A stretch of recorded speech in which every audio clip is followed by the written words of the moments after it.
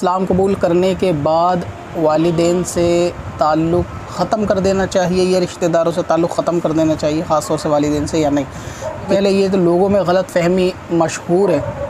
और कुछ मीडिया के ज़रिए गलतफ़हमी डाल दी जाती है कि इस्लाम लाने के बाद लोग अपने वालिदैन से जो है ना क़ता ताल्लुक़ कर लेते हैं, उनसे ब्रेकअप कर लेते हैं। अपने पेरेंट्स के साथ भी उसको अच्छा सलूक ही रखने का हुक्म है इस्लाम के अंदर कि जो वालिदैन हैं उनके साथ अच्छा रवैया ही रखा जाएगा जब तक कि बंदा रवैया रखने के साथ कुफ्र और शिरक में मुब्तला ना हो, उस वक्त तक उनके साथ अच्छा रवैया ही रखा जाएगा। मिसाल के तौर पे उनकी खैरियत, उनको किसी चीज़ की ज़रूरत है, या बेटा मान लो इस्लाम लाया, उनको खिदमत की ज़रूरत है, माँ बाप बूढ़े हैं, उनको डॉक्टर के आना जाना है, या दूसरी उनकी ज़रूरतें हैं, पैसों की, माली उनकी मदद है, तो इस एतबार से वालिदैन को हर वो चीज़ मुहैया कराई जाएगी जो उनकी ज़रूरत की होगी। तो इस